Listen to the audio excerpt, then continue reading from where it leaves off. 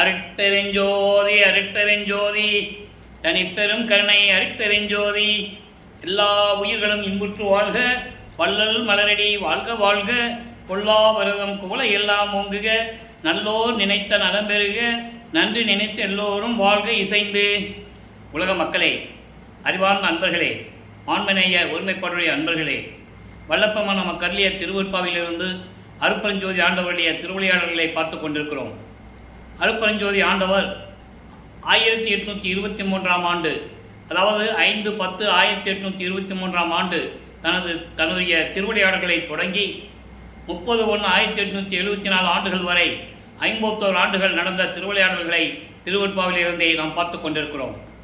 இந்த பிரபஞ்சம் தோன்றிய காலத்திலிருந்தே, அதாவது ஆதியம் அனாதியமாக தோன்றிய இறைவன் அருட்பெருஞ்சோதி, சுயமாக தோன்றிய இறைவன்.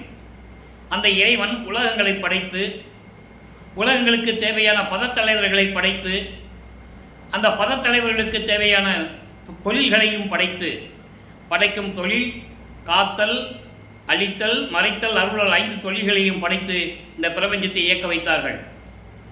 4 யுகங்களிலுமே, கிரேத யுகம், திரேத யுகம், துவார யுகம், கலியுகம், 4 யுகங்களிலுமே இறைவனுடைய திருவிளையாடல் எப்படி நடந்தது என்பதை தான் நாம் பார்த்து கொண்டிருக்கிறோம்.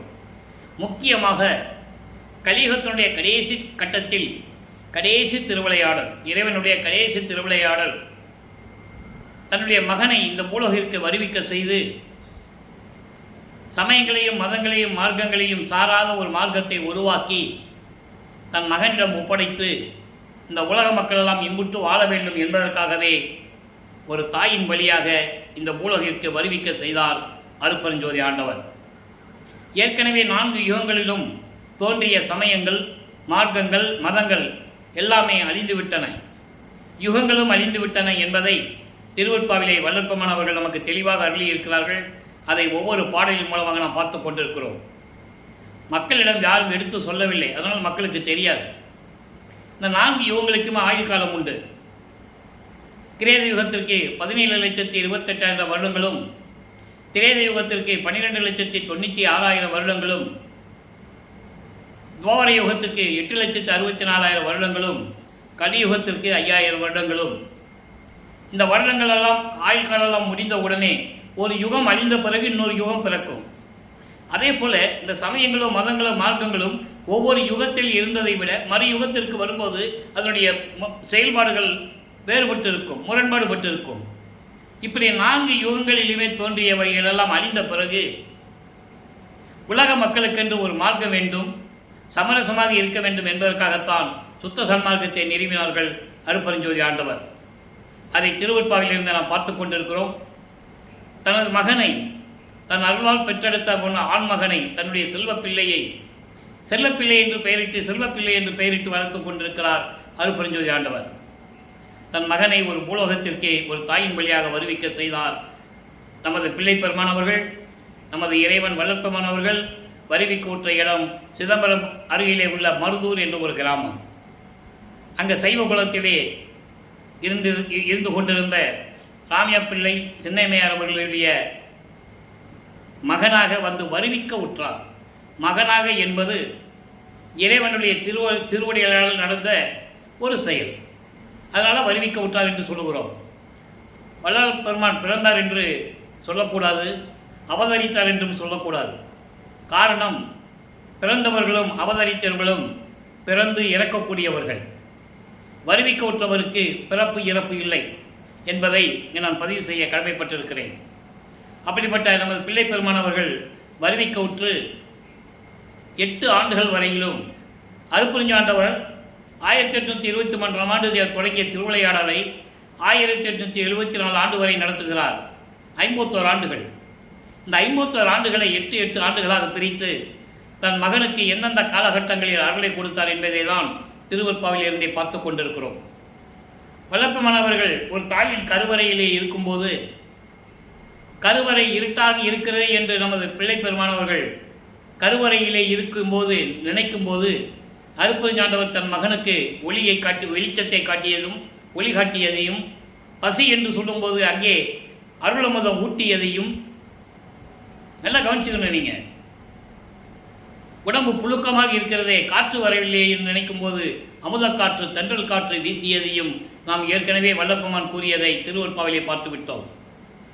அதன் பிறகு 5 மாத குழந்தையாக இருக்கும்போது வருவிக்க உற்று 5 மாதம் ஆன பிறகு நமது குழந்தை இறைவனை சிதம்பரத்துக்கு எடுத்து செல்லுகிறார்கள். இந்த குழந்தை இறைவன் என்று அவங்களுக்கு தெரியாது. நல்லா புரிஞ்சுக்கணும். நீங்கள் இறைவனாக வருவிக்க விட்டவன் என்ற நிலை அவங்களுக்கு தெரியாது. அப்போ அங்கே தன் மகனுக்கு சிதம்பர ரகசியத்தை காட்டியதையும், அருப்பஞ்சாண்டவர் தன் மகனுக்கு சிதம்பர ரகசியம், சிதம்பர ரகசியம் என்பது வெட்ட வெளி, அதான் சிவரகசியம் காட்டியதையும் நமக்கு திருவருட்பாவிலே கூறியதை தெளிவாக பார்த்துவிட்டோம். அதனுடைய பாடல்களையே விளக்கமாக கூறியிருக்கிறோம்.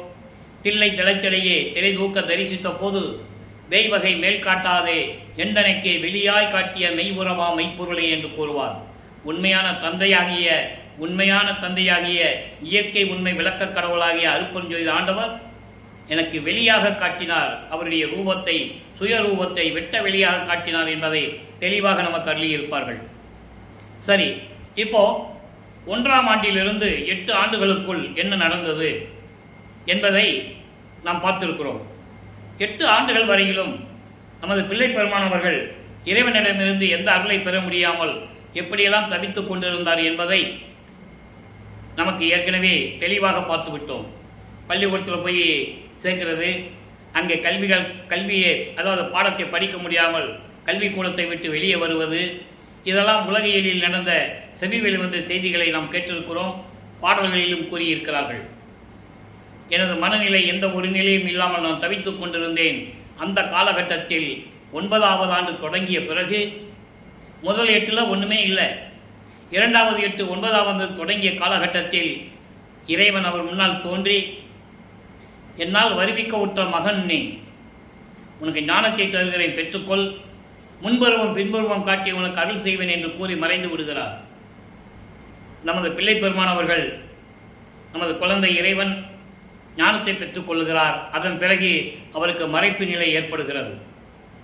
சமயங்களும் மார்க்கங்களும் மதங்களும் சூழ்ந்திருந்த காலகட்டங்களில் இவர் வருவிக்க உற்றதனால், இவரும் சைவ சமயத்தை சேர்ந்தவர் என்பதனால் சைவ சமயத்தை பின்பற்றி கொண்டு மார்க்கங்களில் சொல்லப்பட்ட நெறிகளையும் பின்பற்றி கொண்டு அவர் எப்படியெல்லாம் இறைவனை வேண்டுகிறார் என்பதையும், சிவபெருமானை எப்படியெல்லாம் வேண்டுகிறார் என்பதையும் தியாகராஜன், மாசிலாமணி, சொக்கநாதன் இப்படியெல்லாம் சொல்லுவார். இவர்களெல்லாம் சைவ சமயத்தின் தலைவர்கள். அப்போ அவருக்கு சுத்த சன்மார்க்கம் என்னன்னு தெரியாது, அருட்பெருஞ்சாண்டவர் யாருன்னு அவருக்கு தெரியாது. ஒரு மறைப்பு நிலையில் இருந்து கொண்டிருந்ததனால் சைவ சமயத்தின் அடையாளமாகிய, சைவ சமயத்தினுடைய அடையாளம் என்னது? திருநீர் பூசுவாங்க, உத்தராட்ச மாலையை போட்டுக்குவாங்க. இது சைவ சமயத்தின் அடையாளம். அதுபோல நமது பிள்ளை பெருமானவர்களும் திருநீர் பூசிக்கொண்டும் உத்தராட்ச மாலையை போட்டுக்கொண்டும் சிவபெருமானை நமச்சிவாயா, சிவாய நம, ஓ சிவாய நம என்றெல்லாம் பாடிக்கொண்டிருக்கிறார், போற்றி கொண்டிருக்கிறார். இது திருவருட்பாவிலே நாம் கண்ட உண்மை. நல்லா கவனிச்சுக்கணும். அவர் அப்படி தான் இருந்து ஆகணும். காலத்தின் கட்டாயம். சமயங்களிலும் மதங்களிலும் மார்க்கங்களிலும் தன் மகனை இருக்க செய்து, அதன் பிறகு தன் மகன் வாயாலேயே இது இல்லை, இது பொய் என்று சொல்ல வைக்க வேண்டும். இதெல்லாம் அழிந்து விட்டது என்று சொல்ல வைக்க வேண்டும். இதுதான் திருவருட்பாவினுடைய கான்செப்டு. இப்போது 9ஆவது ஆண்டில் ஞானத்தை பெற்ற பிறகு திருவருள் முறையீடு உதயமாகிறது. 1ஆம் திருமுறை 232 பாடல்கள். இன்று 231வது பாடலை பார்க்க போகிறோம். நல்ல கவனிங்க. பாடலில் என்ன கூறுகிறார், எப்படி தனது மனநிலையை கூறுகிறார், விரைவில் வந்து எப்படி அருள வேண்டும் என்று கூறுகிறார் என்பதை நாம் பார்த்து கொண்டிருக்கிறோம். மதிக்காணி மதிக்கண்ணி வேணி பெருந்தகையே, நின் மலரடிக்கு துதிக்க எண்ணி சூட்டும் மெய்த்தொண்டரில் சேர்ந்து நின் தூய ஒற்றி பதிக்கு எண்ணி நின்னை பணிந்து ஏற்றி உள்ளம் பரவசமாக கதிக்கு எண்ணி வாழும்படி அருளாய். என் கருத்து இதுவே. அதாவது 9 ஆண்டுகள் இறைவன் 9 ஆண்டுகள் கழித்து இறைவன் வந்து ஆட்கொண்ட பிறகு எந்த விதமான அருளை பெற முடியாமல் அவர் மனம் எப்படி தவித்து கொண்டிருக்கிறது, இறைவனிடம் எப்படி முறையீடு செய்யுது என்பதுதான் இந்த பாடுடைய விளக்கம். பாடுடைய விளக்கத்தை பாருங்க. மதிக்கண்ணி வேணி, அதாவது பிறை சந்திரனை சடையில் சூடிய பெருந்தகையே, சிவபெருமானே, தியாகராஜ பெருமானே, எப்படி வேணால் சொல்லலாம் இறைவனை. ஏன்னா சைவ சமய தலைவனுக்கு நிறைய பெயர்கள் உண்டு. அப்படிப்பட்ட பெருந்தகையே, உன் திருவடிக்கு பாமாலை சூட்டும் உண்மையான அடியோர்களுடன் சேர்ந்து உன்னுடைய திருவடியை பற்றி பாடுகின்றவர்களுடைய அடியார்களுடனே சேர்ந்து நீ வாழும் திருவொற்றியூருக்கு வந்து, நீ திருவொற்றியூருக்கு அவர் போகலை, நல்லா கவனிச்சிக்கணும். அவர் திருவொற்றியூருக்கு போகும்போது வல்லப்பமானவர்கள் வருவிக்க விட்டு 13 ஆண்டுகளுக்கு பிறகுதான், இது 9வது ஆண்டில் நடக்குது. அப்போ சொல்கிறாரு, உன் அடியார்களுடன் சேர்ந்து உன் இடம் திருவொற்றியூருக்கு வந்து உன்னுடைய திருவடிகளை பணிந்து போற்றி வணங்கி உள்ளம் பரவசமாக கொண்டு அடைக்கலமாக வாழும்படி எனக்கு அருள்வாயாக. இதுவே என் விருப்பமும் கூட, என் விண்ணப்பமும் முறையீடும் இதுவே. இது பாடல். ஆக சிவபெருமானை பற்றி கூறுகிறார். இப்படிப்பட்ட பெருந்தகையே, இந்த நிலையில் இருக்கின்ற இறைவனே, பிறைசந்திரனையும் கங்கையும் சடையில் சூடிய இறைவனே, உன்னுடைய அடியார்களை சேர்ந்து உன்னை போற்றி வணங்குகின்ற அடியார்களுடன் சேர்ந்து நான் திருவொற்றியூருக்கு வந்து உன்னை போற்றி பாடி வணங்கி என்னை நீ அடைக்கலமாக ஏற்றுக்கொள்ள வேண்டும், உன் திருவடிக்கு அடைக்கலமாக ஏற்றுக்கொள்ள வேண்டும், அருள்வாயாக. இதுவே என்னுடைய விண்ணப்பம், இதுவே என் முறையீடு என்று சொல்லி வழிபடுகிறார். சரி, இப்போது 13வது ஆண்டு தொடக்கத்தில் இவர் அப்போ தான் முதல்ல திருவொற்றியூருக்கு போகிறார். ஏழுகணர் பகுதியிலிருந்து வீராசாமி முதலியார் என்ற இடத்திலிருந்து நேராக திருவொற்றியூர் போகிறாரு. அங்கே தியாகராஜனை பார்த்து போற்றி போற்றி பாடுகிறார். எந்த விதமான அருளையும் பெற முடியவில்லை. அதை 2ஆம் திருமுறையிலிருந்து நாம் பார்த்து கொண்டிருக்கிறோம். வல்லப்பமானவர்கள் இப்போ 2வது எட்டில் இருந்து கொண்டிருக்கிறார். 9வது ஆண்டிலிருந்து 16 ஆண்டுகளுக்குள் என்ன நடந்தது என்பதை நாம் பார்த்து கொண்டிருக்கிறோம். 2ஆம் திருமுறை மொத்தம் 113 பதிகங்களை கொண்டது, 1207 பாடல்களை கொண்டது. இதுவரை நாம் 26 பதிகங்களுடைய விளக்கங்களை பார்த்திருக்கிறோம். 25 பதிகங்களை முடித்துவிட்டோம். இன்று 26வது பதிகம் திருவடி சரண் புகழ் என்ற பதிகத்திலே 3வது பாடல். இந்த 25 பதிகங்கள் பார்த்த பாடலுடைய ஒரு சுருக்கம். ஏன்னா ஒவ்வொரு முறையும் ஒவ்வொரு நாளும் இதை சொல்ல வேண்டியிருக்கிறது. திருவிளையாடலை பற்றி கூறும்போது இதற்கு முன்னால் நடந்ததே ஒரு சுருக்கமாக சொல்ல வேண்டிய கடமை இருக்கிறது. இந்த 24 பதிகங்களிலும் இவர் திருவொற்றியூருக்கு போக வேண்டியது, கோயிலுக்கு நேர தெருவில் நின்றுக்க வேண்டியது, இறைவனை பற்றி பாட வேண்டியது, மனம் உருகி பாட வேண்டியது, எந்த விதமான பலனும் இல்லை. அதன் பிறகு திருமுல்லை வாயிலுக்கு செல்லுகிறார். அங்கே மாசிலாமணி என்று உருகி பாடுவார். என்னை வருவிக்க செய்துவிட்டு உன்னுடைய மகன் என்று சொல்லிவிட்டு நீ மறைந்து விட்டாய். உன்னை தேடி திருவொற்றியூருக்கு செல்லுகிறேன், எந்த விதமான அருளையும் நீ கொடுக்கவில்லை. இப்போ உன்னை தேடி திருமுல்லை வாயிலுக்கு வந்திருக்கிறேன். நடந்து நடந்து என் காலெல்லாம் வலிக்கிறது. உன் மகன் இப்படி வாடுவது உனக்கு அழகா? மாசிலாமணியே, அங்கே மாசிலாமணி என்று சொல்லுவார். மாசிலாமணியே, உன்னை தேடி வந்தால் உன் மகன் உன்னை தேடி வந்திருக்கிறேன், தந்தையை தேடி மகன் வந்திருக்கிறேன். வா என்று ஒரு வார்த்தை கூட நீ சொன்னதில்லை. எதற்காக வந்தாய் என்று கேட்க மாட்டாயா? அருளை கொடுக்க மாட்டாயா என்று பாடுவார். ஒரு பிரயோஜனம் இல்லை. அதன் பிறகு திருவிழித்தாயம் என்று ஒரு இடம் இருக்கிறது. சென்னையிலே வெள்ளிவாக்கத்திலிருந்து ஒரு 15 கிலோமீட்டரில் இருக்கும். அங்கே போகிறாரு. அங்கே போயாவது எப்படியாவது அருளை பெற வேண்டுமே. நல்லா கவனிக்கணும். இப்போ இறைவனுடைய மகன் வருவிக்க விட்டவன் என்று அவருக்கு தெரியும், வெளியே சொல்ல முடியாது. இவர் காலையில் எந்திரிச்சு வீட்டை விட்டு கிளம்பி போயிட்டு இரவு எல்லாம் தூங்கின பிறகு தான் போவார். அப்போ அங்கே இருக்கிறவங்க வருவிக்க விட்டதனால் ஏற்பட்ட சொந்தங்கள் இருக்குதில்ல, அவங்க குழந்தையை திட்டுவாங்கல்ல, இயற்கை தானே. இப்போ நம்ம உலகியலில் ஒரு குழந்தை, ஒரு பையன், ஒரு ஆம்பளை பிள்ளை எதுவும் சொல்லாமல் படிக்கவும் போகாமல் தெருவழியை சுற்றிக்கிட்டு இருந்து உடம்பெல்லாம் திண்ணூறு பூசிக்கிட்டு சுற்றிக்கிட்டு இருந்தால் திட்ட தானே செய்வாங்க. அது இயற்கை. அந்த வார்த்தைகளெல்லாம் சுமந்து கொண்டு ஏளன பேச்சுகளையும் கேலிகளையும் கிண்டல்களையும் தாங்கிக் கொண்டு நமது பிள்ளை பெருமானவர்கள் 16 ஆண்டுகளுக்குள் எப்படி இருந்தார் என்பதை தான் பார்த்து கொண்டிருக்கிறோம். இப்போ திருவள்ளித்தாயலுக்கு போகிறாரு. அங்கேயும் ஒரு பிரயோஜனம் இல்லை. அங்கே போனால் சிவபெருமான கந்த துணியை கட்டிக்கிட்டு ஒரு கிழிஞ்ச துணியை இடுப்பில் கட்டிக்கிட்டு நிற்கிறார். உடனே இவர் சொல்கிறார், ஏன் உனக்கு உடுத்துறதுக்கு வேறு துணியே இல்லையா? அப்போ தான் முதல்ல போகிறாருங்க. நீ என்னை வரிக்கை செய்துவிட்டு இந்த பூலகத்துக்கு அனுப்பிவிட்டு நீயும் கம்முன்னு இருக்கிற, எனக்கு ஒரு துணியை கொடுத்துறேன், கந்த துணியை நானும் கட்டிக்கிட்டு உன் கூட நிற்கிறேன். வர்றவங்க போகிறவங்கள கேட்பாங்கல்ல, ஏன்ப்பா நீ கந்த துணி கட்டியிருக்கேன்னு கேட்பாங்க. எங்கள் அப்பா கட்டியிருக்கிறான், நான் கட்டியிருக்கேன்னு சொல்கிறேன். என்ன நடக்கும்?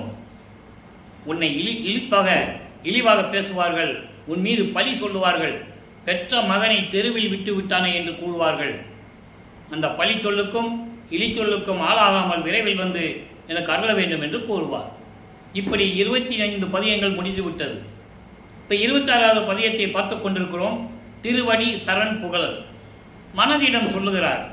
நல்லா கவனிக்கணும். மனதிடம் சொல்லுவது போல தான் நிறைய பாடல்கள் உண்டு. ஏனென்றால் மனம் ஒரு நிலையில் அவருக்கு இல்லை, மனம் அலைபாய்கிறது. அப்போ மனதிடம் சொல்லுகிறார், இறைவனுடைய திருவடியை நாம் சரணடைந்து விடுவோம், என் கூட வா, நீ பயப்படாதே அப்படின்னு சொல்லுவார். அந்த நிலையிலிருந்து கொண்டு இந்த பாடலை பார்க்கிறோம். இன்று 3வது பாடல். கயவர் இல்லிடை கலங்களை நெஞ்சே, கயவர் இல்லிடை கலங்களை நெஞ்சே, காம ஐப்புலன் கல்வரை வீட்டி வயம் அழிக்குவன் காண்டி என் மொழியை மறுத்திடேல் இன்று வருதி என்னுடனே. இது முதல்ல 4 வரைக்கும் விளக்கம் சொல்கிறேன். அதாவது, மனமே தீயவர்களின் இடத்திலே சிக்கிக்கொண்டு நீ கலங்காதே. மனமே தீயவர்களின் இடத்திலே தீயவர்களிடம் மாட்டிக்கொண்டு இந்த உலக வாய்க்களை சிக்கி இன்பத் துன்பங்களை அனுபவித்துக் கொண்டிருந்ததை பார்த்து நீ கலங்கி விடாதே மனமே, வருத்தப்படாதே. காம ஐம்புலன் கல்வரை வீட்டி, காமம் ஐம்புலன்கள், ஒளி சுவை உணர்வு நாற்றம் மனம், இப்படி ஐம்புலன்கள், பொறிகள் வேறு, கண் காது வாக்கு வாய் மெய், இது 5 பொறிகள், இது ஐம்புலன்கள். ஒளி சுவை உணர்வு மனம், இந்த 5 புலன்களையும் விரட்டி காமத்தையும் விரட்டி அருளை கொடுக்கும் இறைவனிடமிருந்து, அருளை கொடுக்கின்ற இறைவன் இருக்கிறானே அவனிடம் உன்னை நான் கூட்டி சொல்லுகிறேன், நீ என்னுடன் வா மனமே என்று கூறுகிறார். ஏனென்றால் மனம் ஒரு நிலையில் இல்லை, மனதை அடக்க வேண்டும். மனதிடம் கூறுவது போல அந்த நிலையில் நான் இருந்து கொண்டிருந்தேன் என்று உலக மக்களுக்கு தெரிவிக்கிறார். இப்படிப்பட்ட இறைவனை, மனம் கலங்கி கொண்டிருந்த என்னை திருவொற்றியூருக்கு அழைத்து அங்கே இருக்க செய்து காமத்தையும் ஐம்புலன்களையும் அடக்கி காட்ட வேண்டும் என்பதற்காகவே நான் அங்கு சென்றேன் என்று சொல்லுகிறார். அப்படி ஐம்புலன்களையும் விரட்டி அடிக்கும் அப்படிப்பட்ட ஒரு இறைவனை நான் அவனிடம் கூட்டி சொல்லுகிறேன், என் மொழியை கேட்டு மறுக்காமல் என்னுடன் வா, நான் சொல்லுவதை கேட்டு மறுக்காமல் என்னுடன் வா என்று கூறுகிறார். மனதிடம் சொல்லுகிறார். அடுத்து சொல்லுகிறார், உய்வு அளிக்கும் நல் ஒற்றையூர் அமர்ந்து உயர்வு அளிக்கும். உயவுனா மேன்மை நிலையை கொடுக்கக்கூடிய, உயர்ந்த நிலையை கொடுக்கக்கூடிய நல்ல ஒற்றியூர்னா செழிப்புடன் இருந்து கொண்டிருக்கின்ற திருவொற்றியூரிலே இருந்து கொண்டு அங்கு சென்று வாழ்த்தி நின்று உண்ணுகின்றவர்களுக்கு, திருவொற்றியூருக்கு சென்று வணங்கி கொண்டிருக்கிறவர்களுக்கு தயவு அளிக்கக்கூடிய நம் தனி முதல் செல்வ தந்தையார் அடி சரண் புகழாமே. இப்படி மனம் சஞ்சலப்பட்டு கொண்டிருப்பதை விட, மனமே நீ கலங்காதே, நான் உன்னை திருவொற்றியூருக்கு கூட்டு செல்கிறேன், அழைத்து செல்லுகிறேன். அங்கே தன்னை நினைத்து வணங்குகின்றவர்களுக்கு தயவு அருளை கொடுக்கக்கூடிய இறைவன் நம் தந்தையார் அங்கே இருக்கிறார், அவருடைய திருவடிக்கு நம்ம சரணடையலாமே என்று சொல்லுகிறார். ஆக அன்பர்களே, 16 ஆண்டுகள் வரைக்கும் நமது பிள்ளை பெருமான் அவர்கள் இந்த நிலையில் இருந்து கொண்டிருக்கிறார். இறைவனுடைய திருவிளையாடல் நடந்து கொண்டிருக்கிறது. தன் மகனுக்கு முழுவதுமாக மறைப்பு நிலை கொடுத்து திருவிளையாடல் செய்து கொண்டிருக்கிறார் அருட்பெருஞ்சோதி ஆண்டவர். இப்போ நிலைகள் எல்லாம் மாறுகிறது. 3ஆம் திருமுறை உருவாகிறது. 3ஆம் திருமுறை என்பது 3வது 8 என்பது வல்லப்பெருமான் அவர்கள் 17 ஆண்டுகளுக்குள் 24 ஆண்டுகள் வரையிலும் என்ன நடந்தது? இந்த 8 ஆண்டுகளில் என்ன நடந்தது? இந்த 8 ஆண்டுகளில் நடந்ததை தான் 3ஆம் திருமுறையிலே 19 பதியங்களிலும் 235 பாடல்களிலும் நமக்கு அருளியிருக்கிறார்கள் வல்லப்பெருமான் அவர்கள். அதை தான் பார்த்து கொண்டிருந்தோம். 3ஆம் திருமுறை 19 பதிகங்களிலும் தியாகராஜ இப்போ அவர் திருமலை வயலுக்கு போகிறதில்லை, திருமலை தயத்துக்கு போகிறதில்லை. ஏன் நடந்து போகணும்? நடந்து போய் கால் வலிச்சது தான் மிச்சம். அப்போ வல்லப்பெருமான் அவர்களுக்கு பறக்கும் சக்தியே இல்லை. அண்டத்தை விட்டு அண்டத்துக்கு செல்லக்கூடிய ஒரு நொடிப்பொழுதியில் கடந்து செல்லக்கூடிய சக்தி இல்லை. நல்லா நீங்கள் கவனிச்சிக்கணும். அவர் எங்கே போனாலும் நடந்து தான் போகணும். இந்த நிலையில் இருக்கும்போது 3ஆம் திருமுறையிலே தியாகராஜ பெருமானை வழிபடுவதற்காக திருவொற்றியூர் சென்று கொண்டிருக்கிறார். எந்த விதமான அருளையும் பெற முடியவில்லை. தனது மனக்குமுறலை, மன இயக்கத்தை நாரையிடம் தூதி சொல்லி அனுப்புகிறார். இறைவன் என்னை இன்னும் அருளை கொடுக்கவில்லை, நான் இறைவனுக்காக காத்து கொண்டிருக்கிறேன், வாடிக்கொண்டிருக்கிறேன், துன்பப்பட்டு கொண்டிருக்கிறேன் என்று போய் நீ சொல்லுன்னு சொல்லி நாரையை தூது அனுப்புகிறார். காரணம், இவர் போனால் எந்த விதமான பதிலும் இல்லை. காட்சி கொடுக்கறது மறைஞ்சிடுறது, பேசுறது கிடையாது. அதனால் நாரையை தூது அனுப்புகிறார். அதுலேயும் எந்த விதமான பலனும் இல்லை. சரி, ஒரு நாரை அனுப்புனாதான் தூது வரல, போன நாரை வரமாட்டேங்குது. ஆனால் ஒரு கிளி கூட்டங்களை அனுப்புவார். நாரையும் கிளியும் நாட்டுறும் தூது என்ற பதிகத்திலே 10 பாடல்களை நமக்கு அருளியிருப்பார்கள். எல்லா விளக்கத்தையும் பார்த்து விட்டோம். அதன் பிறகு அவர் மனம் எப்படி இருக்கும் என்பதை நீங்கள் நினச்சி பார்க்கணும். இறைவன் மகன் தெரியும், இறைவன் அருளை கொடுக்கல. உலகத்திலே சொல்கிறத விட இந்த மக்கள் எல்லாம் அவரை பார்த்து என்ன நினச்சிட்டு இருக்காங்க, பொறுப்பு இல்லாமல் தெரிஞ்சிக்கிட்டு இருக்காங்க, இப்படிலாம் சொல்லுவாங்க இல்லையா? அந்த நிலையில் இருக்கும்போது இவர் அங்கே திருவொற்றியூரில் இருந்து கொண்டிருக்கும்போது இறுதியாக இறைவனிடம் எப்படியாவது அருளை பெற்றுக்கொள்ள வேண்டும் என்ற நிலையில் அங்கே இருந்து கொண்டிருக்கிறார். அப்போது தியாகராஜ பெருமான் இவரை பார்க்கிறார். சிரித்து கொண்டே மகனை நோக்கி வந்து கொண்டிருக்கிறார். இவருக்கு மனம் மிகவும் மகிழ்ச்சியோடு இருக்கிறார், மன சந்தோஷத்தோடு இருக்கிறார். எப்படியாவது இன்னைக்கு நமக்கு அருளை கொடுத்துருவார், நம்மளை ஏற்றுக்கொண்டு அருளை கொடுத்து வருவார் என்ற எண்ணத்தில் அங்கே இருந்து கொண்டிருக்கிறார். பக்கத்தில் வர வேண்டியது கன்னத்தில் கிள்ளிட்டு செல்லமாக கொஞ்சிட்டு திரும்பி பார்க்காம ஓடிடுறது, பேசுறதில்லை. நல்லா கவனிச்சுக்கணும். நீங்கள் பாடல் இருக்கு 19வது பதிகம், அதான் கடைசி பதிகம். காதல் மாட்சி என்ற பதிகத்திலே 10 பாடல்கள் உண்டு. அப்போ சிவபெருமான் என்ன பண்ணுறாரு? தெருவழியாக ஓடிடுறாரு. இவர் தெருவழியாக ஓடின உடனே இவர் பின்னாலே ஓடுறாரு. இவருடைய ஓட்டத்தை பிடிக்க முடியுமா? முடியாது. பின்னால் ஓட்டத்தை பிடிப்பார். அப்போ அவருக்கு பறக்கும் சக்தி உண்டு. அப்போது சிவபெருமான் இவரை பார்த்து தெருவழியாக திரும்பி பார்க்காமல் ஓடியதையும், இவர் பின்னால் ஓடியும் அவர் ஓட்டத்தை பிடிக்க முடியவில்லை என்று கூறியதையும் நாம் திருவெற்பாவிலே பார்த்து விட்டோம். இப்போ நிலைகள் மாறுகிறது. 3ஆம் எட்டு முடிகிறது. 4வது எட்டில் வல்லப்பெருமான் அவர்கள் அடியெடுத்து வைக்கிறார்கள். அந்த காலகட்டத்தில் 25வது ஆண்டிலிருந்து 32 ஆண்டுகளுக்குள், அந்த 8 ஆண்டுகளுக்குள் எப்படி இறைவனுடைய திருவிளையாடல் நடந்தது என்பதை ஒவ்வொரு பாடலின் மூலமாக பார்த்து கொண்டிருந்தோம். மொத்தம் 12 பதிகங்கள். 8 பதிகங்களிலே இறைவனுடைய திருவிளையாடலையும், மீதி இருக்கின்ற 4 பதிகங்களிலே திருநாவுக்கரசர், திருஞான சம்பந்தர், சுந்தரர், மாணிக்கவாசகருக்காக பாடியதையும் நாம் பார்த்து விட்டோம். ஏன் இந்த 4 பேருக்கு சமயக்குழுக்களுக்கு பாடினார் என்றால் அதனுடைய விளக்கத்தையும் கூறிவிட்டேன். அவர்கள் அந்த காலகட்டங்களில் சமய நெறியை, அதாவது சைவ நெறியை, சைவ சமயத்தினுடைய நெறியை பரப்பியவர்கள். அதோடு மட்டுமல்ல, இறைவனால் ஆட்கொள்ளப்பட்டு முக்தி அடைந்தவர்கள். அந்த நிலைக்காக 4 பேரையும் போற்றி பாடல்களை இயற்றியிருப்பார்கள். நல்லா புரிஞ்சுக்கணும். அவர்களை போற்றி பாடியதனால் வல்லப்பெருமானுக்கு பின்னால் வந்தவர்கள் என்று நீங்கள் நினைக்கக்கூடாது. ஏன்னா அதான் பேசிகிட்டு இருக்காங்க. இவர் 64வது நாயன்மார் என்று சொல்லிக் கொண்டிருக்கிறார்கள். தவறு, உண்மை அல்ல. இவர் இறைவன், நாயன்மார்கள் அல்ல என்பதை இங்கே நான் பதிவு செய்ய கடமைப்பட்டிருக்கிறேன். ஏன்னா அவரே பாடலில் சொல்கிறார். அதை அந்த விளக்கத்தை இன்றைக்கி நம்ம பார்க்க போகிறோம். நீங்கள் நல்லா கவனிச்சிக்கணும். இது ஏன் சொல்கிறேன்னா, திருவெற்பாவிலே ஒரு பாடலில் சொல்லுவார், வாழையடி வாழையினம் வந்த திருக்கூட்ட மரபினில் யான் ஒருவன் அன்றோன்னு சொல்லுவார். நல்லா புரிஞ்சுக்கணும். அதாவது வாழையடி வாழ்ந்த திருக்கூட்ட மரபர்கள் வேற. நான் அந்த வழியில் வந்தனா வகையறியேன். அந்த 2 வரியை மட்டும் சொல்லிட்டு போயிடுவாங்க மக்கள்கிட்ட. ஏன்னா இவருடைய நிலையை சொல்லுவதற்கு அவங்களுக்கு மனம் இல்லை.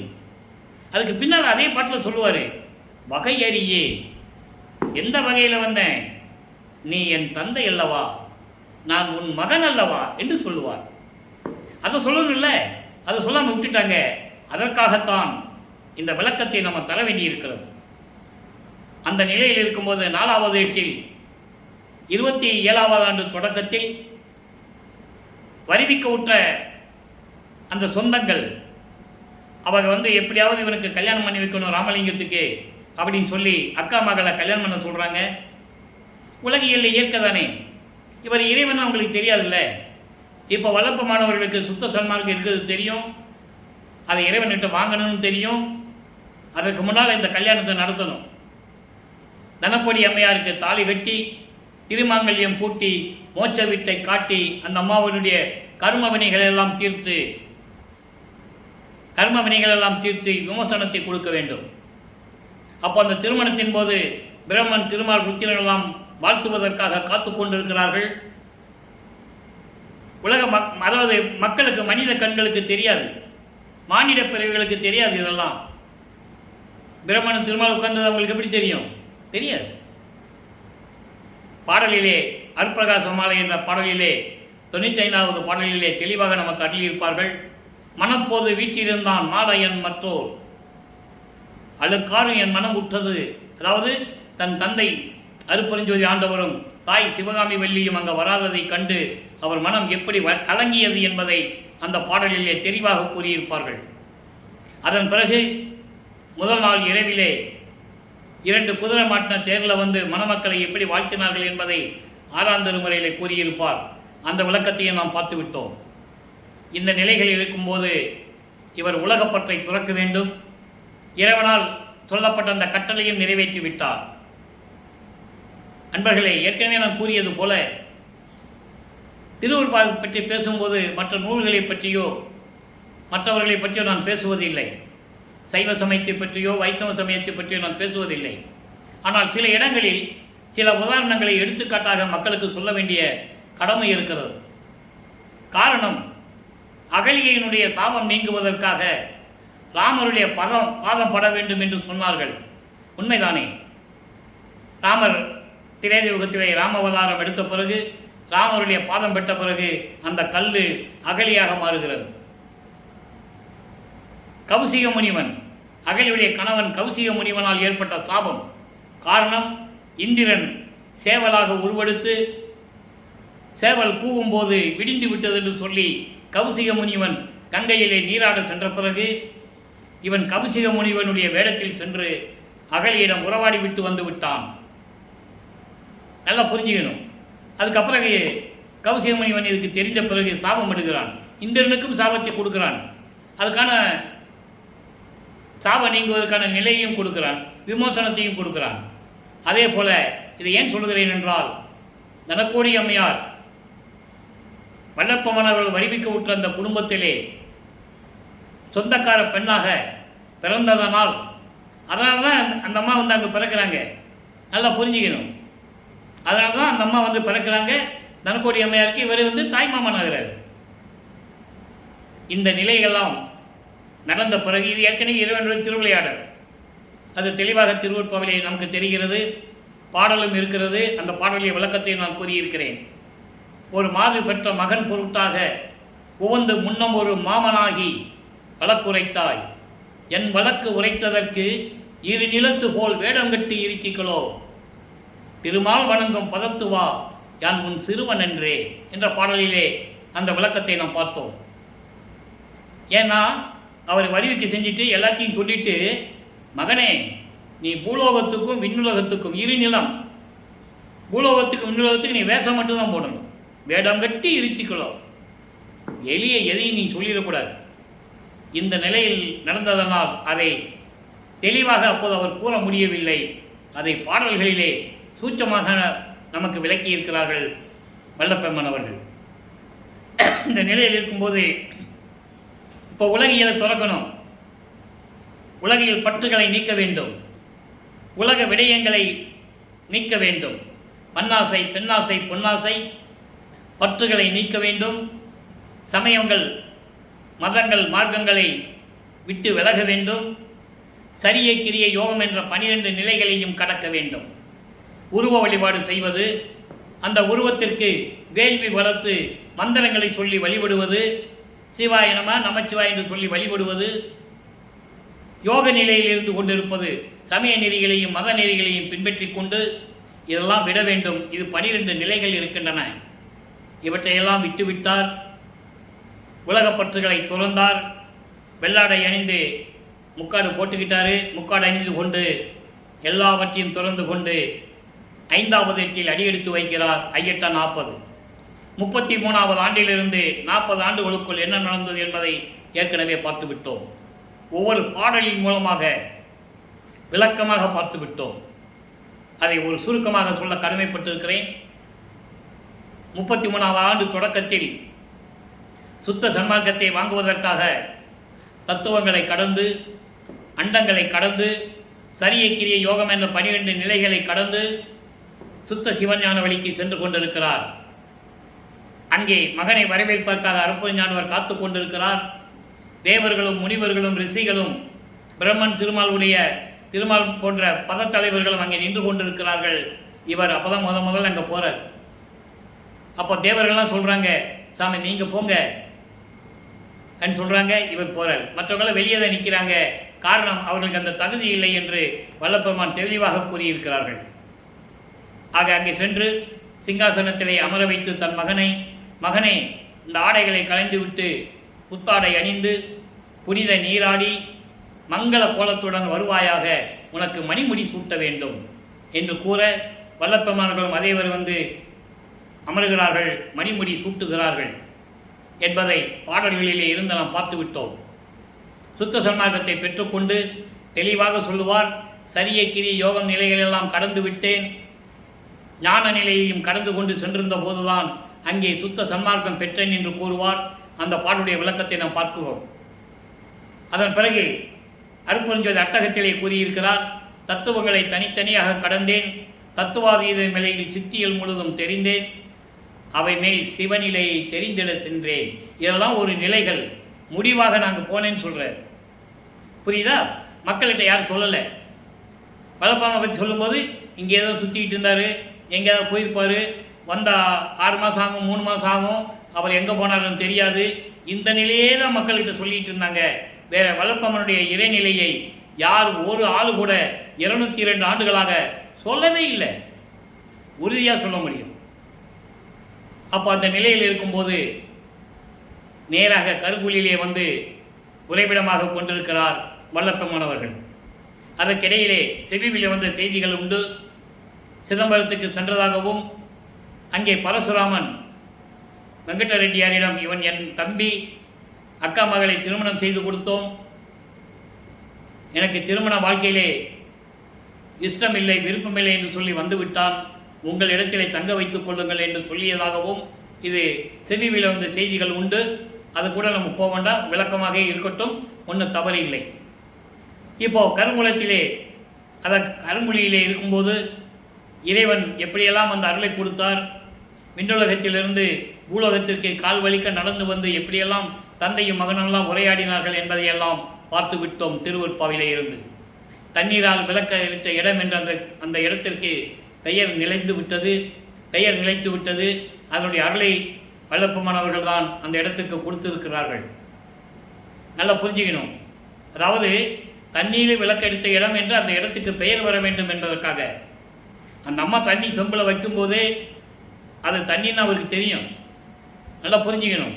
ஏன் இதை சூட்சமமான விளக்கத்தை உங்களுக்கு விளக்கமாக கூறுகிறேன் என்றால், அப்போது அந்த நிலை இருக்கும்போது வல்லபெருமானவர்கள் ஏம சித்தியை பெற்றுக்கொண்டார்கள், சாகா கல்வியை கற்றுக்கொண்டார்கள், தத்துவ சித்தியை பெற்றுக்கொண்டார்கள், தத்துவங்களை வெற்றி அடைந்து விட்டார். அதான் இப்போ நம்ம பார்த்துக்கிட்டு இருக்கோம் 6வது எட்டில். தத்துவ சித்தி என்பது மெஞ்ஞான சித்தி என்பது அவருக்கு என்ன நடக்குன்னு அப்பப்போ தெரியும். நொடி பொழுதில் அண்டங்களை கடந்து செல்லக்கூடியவர். அப்போ அந்த அம்மா செம்பை வைக்கும்போது தெரியும் அவருக்கு, அதில் தண்ணி தான் இருக்குன்னு அவருக்கு தெரியும். ஏன்னா அவர் சொல்லக்கூடாது, அவர் நிலையை எடுத்து சொல்லக்கூடாது, காலத்தின் கட்டாயம் அது. அதுக்கப்புறம் அந்த அம்மா மறுநாள் வந்து கேட்குறாங்க, சாமி ஐயோ என்னைக்கு பதிலாக தண்ணி எடுத்து வச்சுட்டு போயிட்டேனே, எப்படி விளக்கு எரிஞ்சதுன்னு கேட்குறாங்க. அப்படியாம்மா, நான் அதை கவனிக்கலம்மா, நீங்கள் தண்ணி வச்சுட்டு போனீங்க, நான் எடுத்து ஊற்றுனேன், விளக்கு எரிஞ்சது. நான் தண்ணியா எண்ணெயான்னு எனக்கு தெரியாது, விளக்கு எரிஞ்சது இறைவனார்களால், அவ்வளோதான். சரியா? இப்படி சொல்லி அந்த நிலையை, அந்த வினாவுக்கு பதில் கொடுத்து இப்போ கருங்குழியிலிருந்து வெளியே வந்துடுறாரு. அது ஏற்கனவே நிர்ணயிக்கப்பட்டது. கருங்குழியில் இருக்கும்போதே பார்வதிபுரம் மக்களிடம் பேசி தர்மசாலைக்கு இடத்தை கேட்டு அவங்க தானமாக கொடுத்திருந்தார்கள். இப்போ கருங்குழியை விட்டு வந்த பிறகு ஒன்று நல்லா கவனிச்சுக்கணும். வல்லப்பெருமான் ஒரு இடத்திலிருந்து உறைவிடமாக கொண்டு இன்னொரு இடத்துக்கு சென்று விட்டால் திரும்பி அந்த இடத்துக்கு போகிறதில்லை.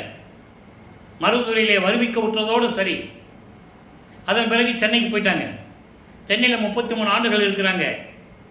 அதுக்கப்புறம் இவர் சென்னைக்கு போனதில்லை, நல்லா புரிஞ்சுக்கணும். அதுக்கப்புறம் எல்லா நிலைகளையும் பெற்றுக்கொண்டு கருங்குழிக்கு வர்றாரு. கருங்குழியை விட்டு வெளியே வந்துடுறாரு வடலூருக்கு. திரும்பி கருங்குழிக்கு அவர் போனதில்லை. அப்போது அந்த நிலையில் இருக்கும்போது பார்வதிபுரம் மக்கள் தானமாக கொடுத்த அந்த இடத்திலே தர்மசாலையை ஒரே நாளிலே அமைத்து 23/5/1867 ஒரே நாளிலே அமைத்து அங்கே அணைய அடுப்பை பூட்டி அணைய அடுப்பை ஏற்படுத்தி அன்றே பசியோடு வருகின்றவர்களுக்கு பசியை நீக்கி கொண்டிருக்கிறார் நமது இறைவன் வல்லப்பெருமான் அவர்கள். இப்போ கருங்குழியில் இருக்கும்போது வல்லப்பெருமான் அவர்கள் இந்த பூலோகத்திற்கு வருவிக்கவுற்று 48 ஆண்டுகளாகிவிட்டது. 48 ஆண்டுகளாகிவிட்டது. 41வது ஆண்டிலிருந்து 48 ஆண்டுகளுக்குள், அந்த 8 ஆண்டுகளுக்குள் என்ன நடந்தது என்பதை தான் இப்போது பார்த்து கொண்டிருக்கிறோம். இந்த நிலைகள் இருக்கும்போது 1869 ஆண்டு கடலூர் மஞ்சக்குப்பம் கோர்ட்டிலே, மஞ்சக்குப்பம் என்ற இடத்தில் இருக்கின்ற நீதிமன்றத்திலே ஆறுமுக நாவலார் வழக்கு தொடுக்கிறார்.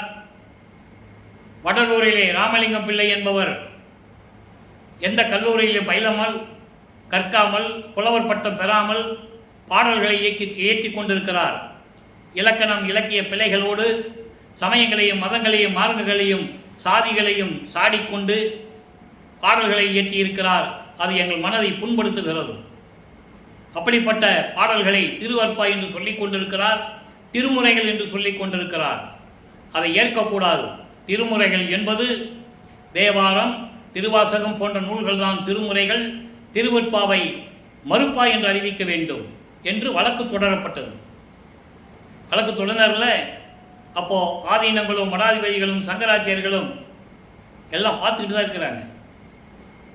ஏன்னா அதுக்கு மறுப்பு சொல்லலை. காரணம், அவங்களுக்கு ரொம்ப சந்தோஷம். ஏன்னா அவங்கெல்லாம் அந்தந்த சமயத்தை சார்ந்தவர்கள், சமயங்களை சார்ந்தவர்கள், மதங்களை சார்ந்தவர்கள், ஜாதிகளை சார்ந்தவர்கள். அதனால் எப்படி மறுப்பு சொல்லுவாங்க? சொல்லலை. மன நிம்மதியோடு இருக்கிறார்கள். அப்பா இதோடு திருவருப்பா முடிஞ்சது அப்படின்னு. அப்போது விசாரணைக்கு வருகிறது, வழக்கு விசாரணைக்கு வருகிறது. ஆறுமுக நாவலர் எல்லாம் அங்கே போய் நிற்கிறாங்க. அங்கே பார்க்குறாங்க, நமது பிள்ளை பெருமானவர்கள் அங்கே இல்லைன்னு தெரிஞ்ச உடனே ரொம்ப சந்தோஷம் அவங்களுக்கு. விசாரணைக்கு ஆள் வரலன்னு என்ன ஆகும்? வழக்கு இவங்க பக்கம் தீர்ப்பாயிடும், மறுப்பான்னு தீர்ப்பாயிடும். அந்த நிலையில் சந்தோஷப்பட்டு இருக்கும்போது அங்கே நீதிமன்றத்திலே இருக்கும்போது ஒரு ஊழியன் ராமலிங்க பிள்ளை ராமலிங்க பிள்ளை ராமலிங்க பிள்ளை என்று அழைக்கும்போது அங்கே உடனே எழுந்தருளுகிறார். அதை மக்கள்கிட்ட யார் சொன்னது? சொல்லலை. மாட்டு வண்டியில் போனாருன்னு சொல்லுவாங்க, நீதிமன்றத்துக்கு மாட்டு வண்டியில் போனாங்கன்னு சொல்லுவாங்க, இல்லை நடந்து போனாங்கன்னு சொல்லுவாங்க. அப்படி அல்ல. அவர் நினைத்த இடத்துல எழுந்தருளக்கூடிய இறைவன் சக்தியை படைத்தவர்.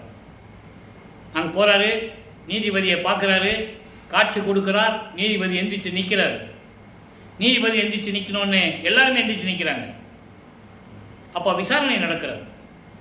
எப்படி நீங்கள் கல்லூரியில் படிக்காமல், இதெல்லாம் எங்கேயுமே சில பேர் புத்தகங்கள்லாம் எழுதியிருக்காங்க, நீங்கள் படிக்கலாம், தப்பு இல்லை. இறைவன் கொடுத்த உணர்வான விளக்கங்கள், எனக்கு கொடுத்த விளக்கங்கள் இருக்குது இல்லையா? அதை நான் என்னுடைய உள்ளபடிப்படி, உள்ளத்தில் உள்ளபடி, உள்ளத்தில் உணர்த்தியபடி நான் கூறுகிறேன்.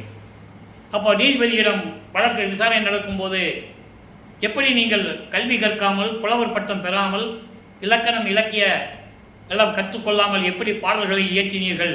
உங்களுடைய திருவொற்பாவை மறுப்பாய் என்று அறிவிக்க வேண்டும் என்று வழக்கு வந்திருக்கிறதே, நீங்கள் என்ன பதில் சொல்லுகிறீர்கள் என்று கேட்கும்போது அவர் ஒரே வரியிலே சொல்லியிருப்பார், இறைவன் அருளால் நான் இயற்றியது, இறைவன் என்ன சொன்னாரோ அதைத்தான் நான் செஞ்சேன் அப்படின்னு சொல்லியிருப்பார். இதையும் நீதிபதி புரிந்து கொண்டார். புரிந்து கொண்டு இதை மறுப்பாய் என்று அறிவிக்க முடியாது, திருவொற்பா மிகவும் எளிமையாக இருக்கிற பாடல் மட்டுமல்ல, மக்களுக்கு இந்த வருகின்ற காலங்களில் இது மக்களுக்கு ஏற்றது, சாதிகளும் மதங்களும் மார்க்கங்களும் இல்லாத ஒரு நூல், அதனால் இதை மறுப்பாய் என்று அறிவிக்க முடியாது என்று சொல்லி தீர்ப்பளிக்கிறார்.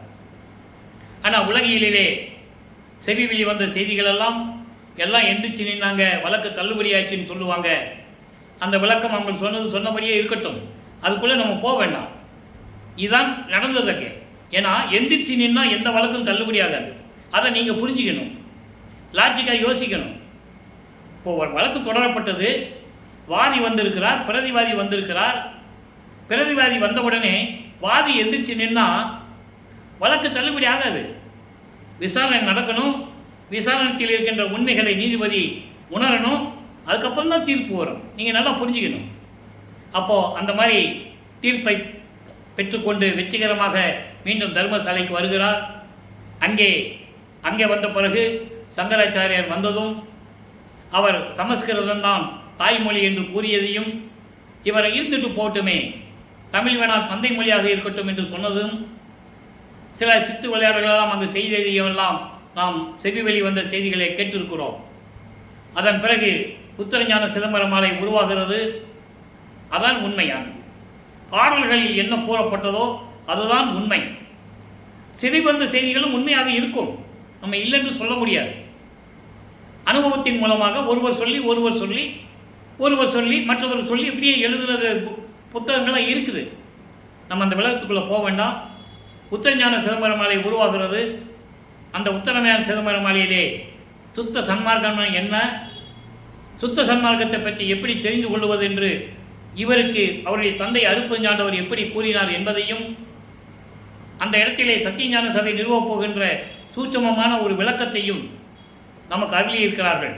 காரணம், அங்கே சபையை நிறுவுவதற்காகத்தான் இங்கே பார்வதிபுரத்திலே குடிகொண்டார்கள் என்பதை, அமர்ந்திருந்தார்கள் என்பதை நீங்கள் புரிந்து கொள்ள வேண்டும். இப்போ தர்மசாலையிலே இருக்கும்போது அந்த உத்தரஞான சிதம்பர மாலை உருவாகிறது. அதில் ஏராளமான விளக்கங்களை நாம் பார்த்து விட்டோம். அதன் பிறகு ஜீவகாரண்ய ஒழுக்கம் அங்கே உருவாகிறது. ஜீவகாரண்ய ஒழுக்கம் நம்ம சொல்ல வேண்டிய கடமை இருக்கிறது. அதை தனியாக பதிவு போட வேண்டும், அதை அப்புறம் சொல்லிக்கலாம்.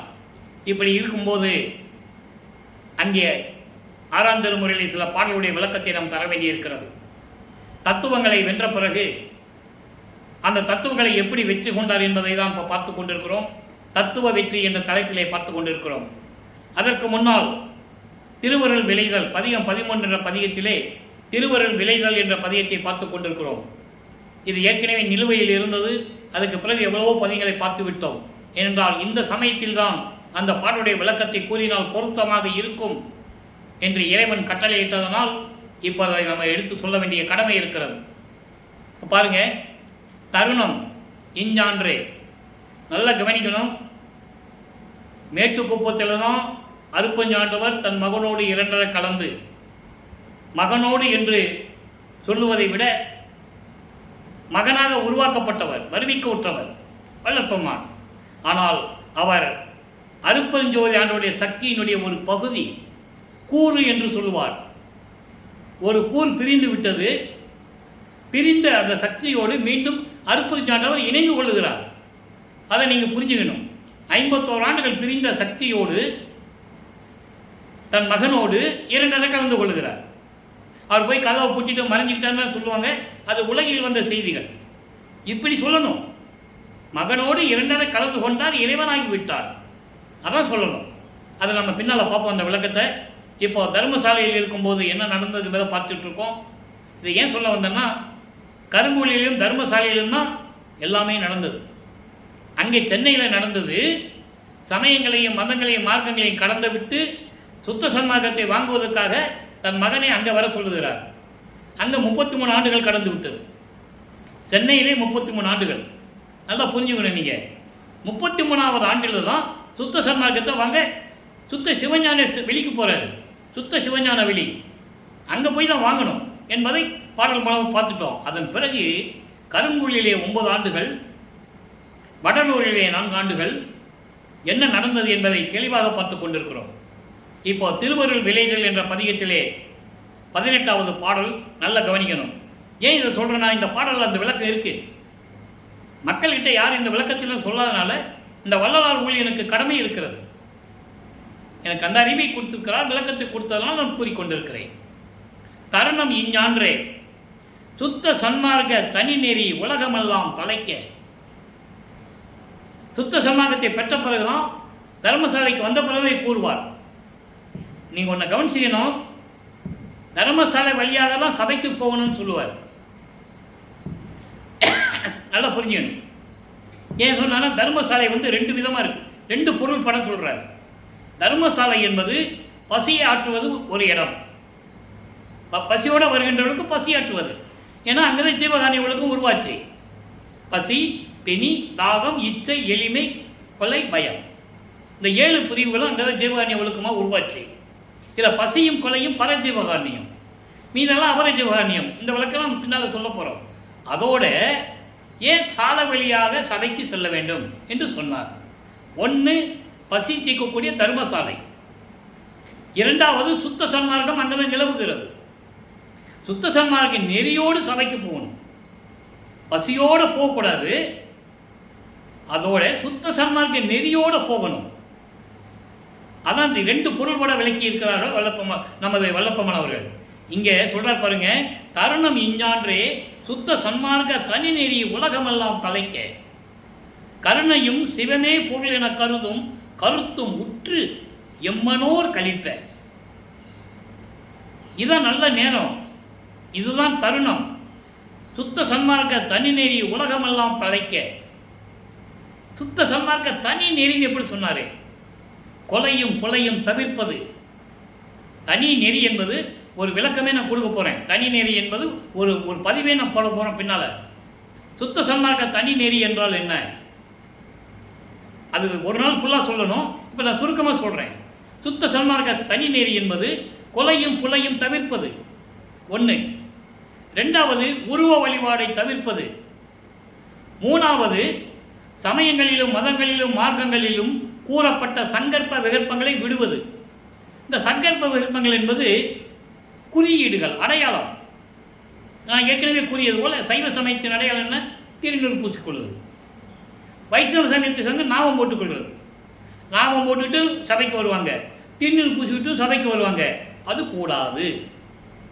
திருநீர் பூசுவதும் நாமம் விடுவதும் அவர்களுடைய உரிமை, தனிப்பட்ட சுதந்திரம் என்று கூறுகிறார். அது அவங்களுடைய சுதந்திரம்.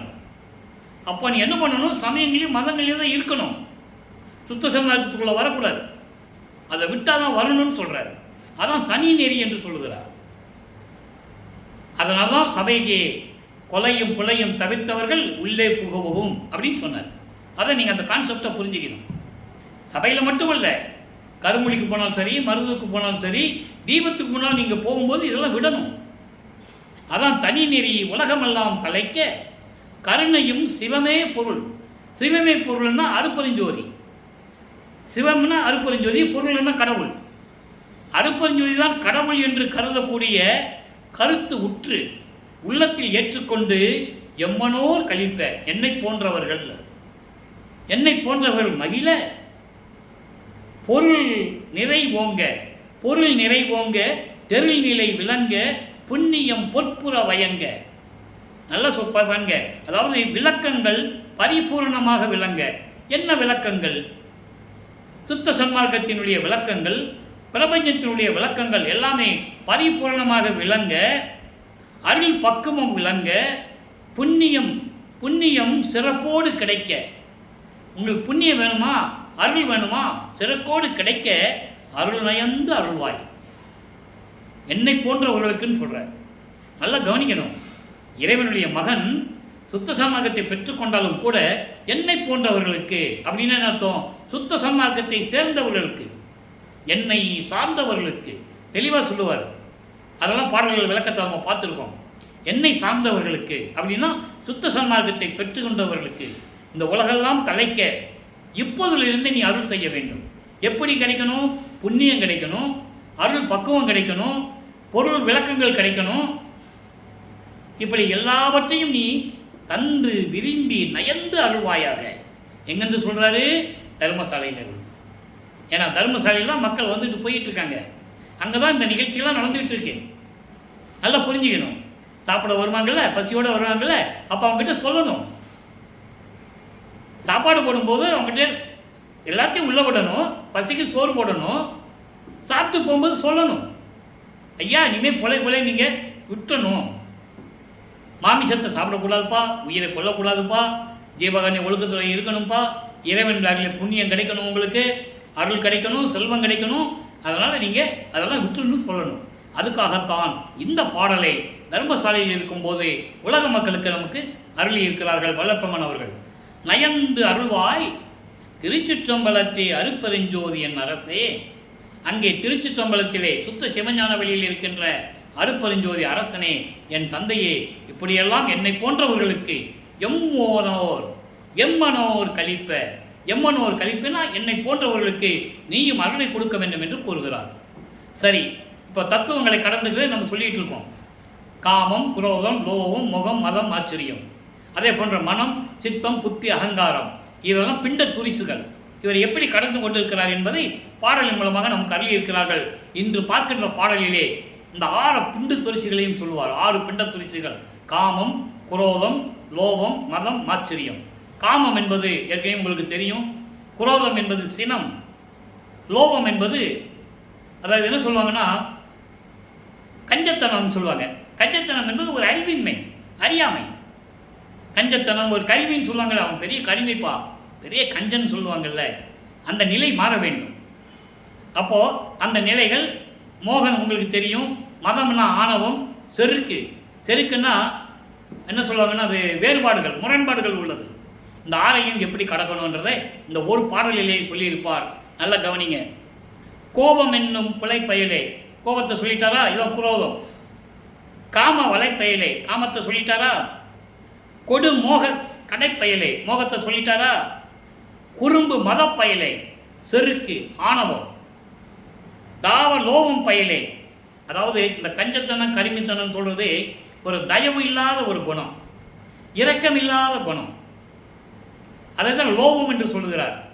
கஞ்சத்தனமாக இருப்பாங்க, கருமித்தனமாக இருப்பாங்க. அதை தயவும் இரக்கம் இல்லாதவனுக்கு இருக்குமா? அது கஞ்சத்தனமாக இருக்கிறவன், கருமித்தனமாக இருக்கிறவனுக்கு தயவு இருக்குமா? இருக்காது. அதனால் தயவும் இரக்கமும் இல்லாதவன் என்று சொல்லுகிறார். அப்படிப்பட்ட ஆள் மாச்சரிய பயலே. மாச்சரியம்னா முரண்பாடுகள், பொறாமை. இந்த 6 பிண்டத்துசிகள் சொல்லிட்டாரா?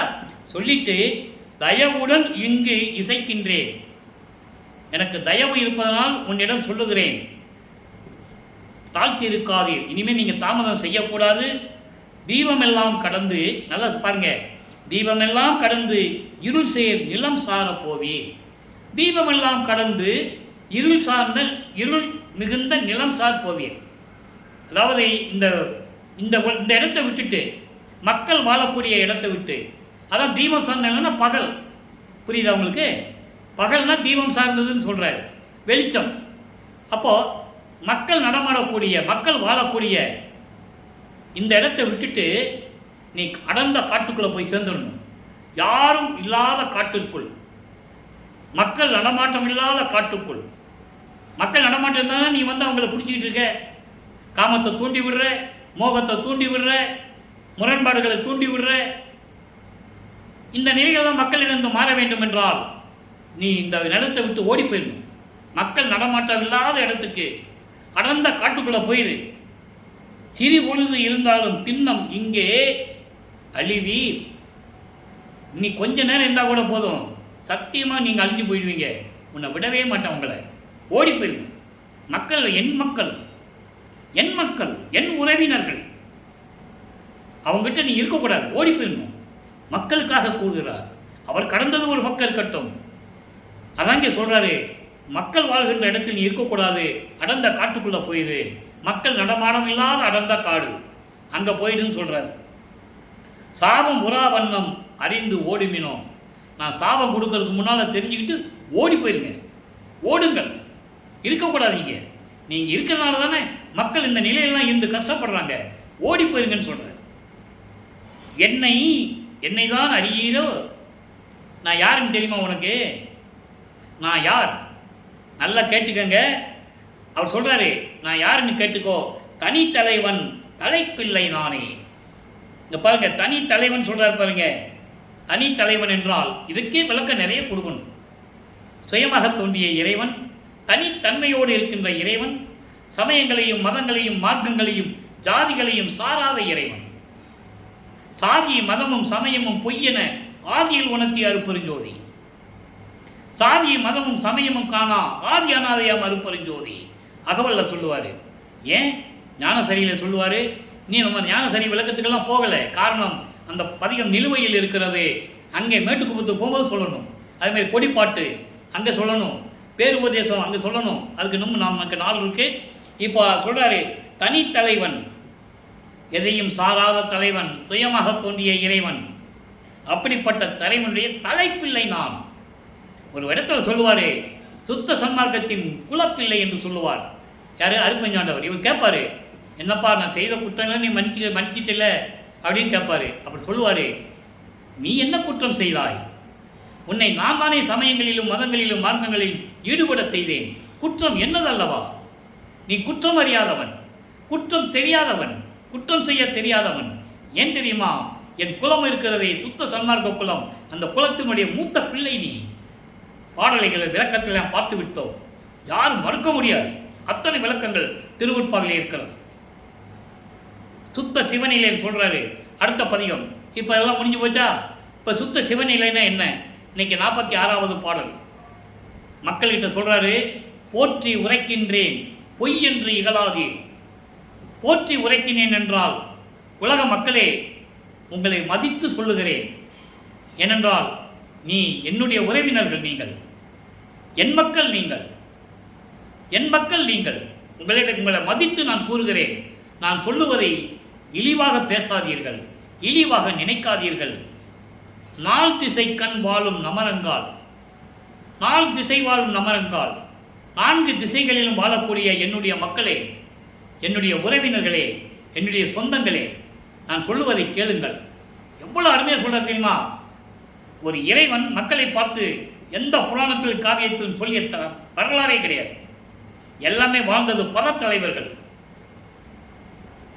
கர்மத்தை பெற்ற தலைவர்கள், கர்ம சித்தி யோக சித்தியிலே இருந்தவர்கள். ஞான சித்தியை யார் பெற்றுக்கொண்டது? கிடையவே கிடையாது. வல்லப்பெருமான் ஒரு வாழ்வு அந்த பிரபஞ்சத்திலே ஞான சித்தியை பெற்றுக்கொண்டது என்பதை 64வது பதிகம் திருவந்தியார் பாடல் பதிகத்திலே 10வது பாடலிலே கூறுவார். யாரும் ஞான சித்தி பெற்றதே இல்லை. முத்தியை பெற்றேன், முத்தியினால் ஞான சித்தியை உற்றேன் என்று உந்திப்பெற. முத்தி என்பது ஒரு நிலைதான். முத்தி என்பது நிலை, முந்து ஒரு சாதனம். அந்த அகவலை படிக்கும்போது அப்படி படிக்கணும். 300 சாதனம் படிக்கக்கூடாது. முந்து ஒரு சாதனம்.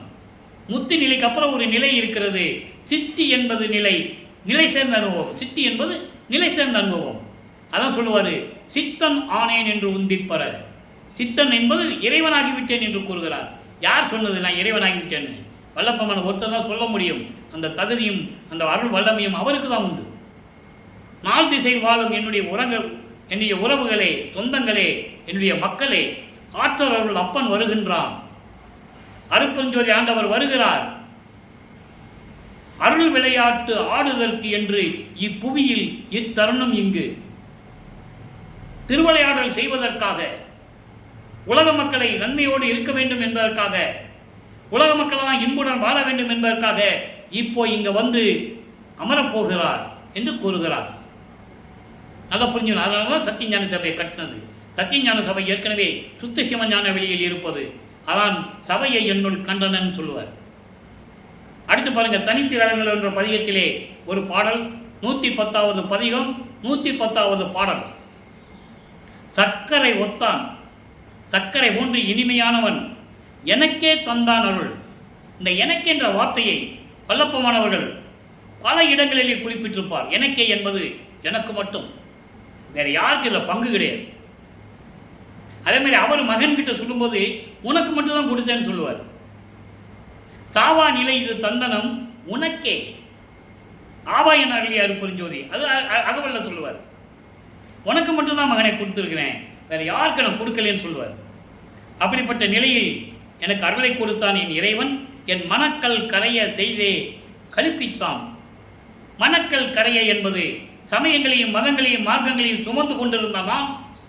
அவற்றையெல்லாம் நீக்கி எனக்கு சுத்த சன்மார்க்கத்தை கொடுத்து பேரின்பத்தை கொடுத்தான் எனது தந்தை அருப்பெருஞ்சோதி ஆண்டவர். கற்க சாகா கல்வி கற்றுத்தந்த இனியான். கற்க என்பது கற்க இனியான் என்பது சாகா கல்வியை கற்றுத்தந்த இறைவன் அருப்பெருஞ்சோதி ஆண்டவர். நாகாதிபனும் நாராயணனும் நான்முகனும் நறுமுறுமெனவே சாகா கலையை பயிற்று தந்த தயவையே சாற்றருக்கரிது. தெளிவாக சொல்லுவார் மெய்யருள் வியப்பில். அப்படிப்பட்ட இறைவன் அருப்பெருஞ்சோதி என் தந்தை என் உள்ளே இருக்கின்றான்.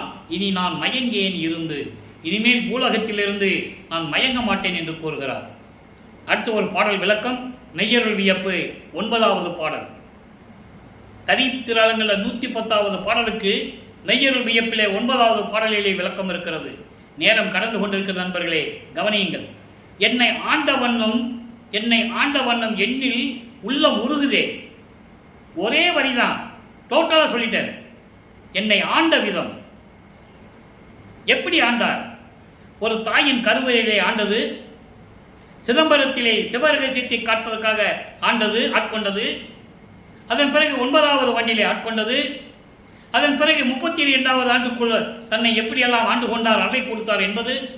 33வது ஆண்டிலே சுத்த சன்மார்க்கத்தை கொடுத்தது, சாகா கல்வியை கொடுத்தது, ஏம சித்தியை கொடுத்தது, தத்துவ சித்தியை கொடுத்தது, தத்துவ வெற்றியை கொடுத்தது. இதெல்லாம் நினைக்கும் போது என் மனம் உருகுதே, மனம் உள்ளம் உருகுதே. என்னை விழுங்கி எங்கும் இன்ப வெள்ளம் பெருகுதே. அதான் பேரின்பமாக இருக்கிறேன் என்று சொல்லுகிறார். உண்ண உண்ண மனமும் உயிரும் உடம்பும் இனிக்குது. நினைக்க நினைக்க என் மனமும் உடம்பும் உள்ளும் நினைக்குது. உன்னோடு என்னை வேறு என்று எண்ணில் மிகவும் பணிக்குதே. இந்த வார்த்தை முக்கியம்.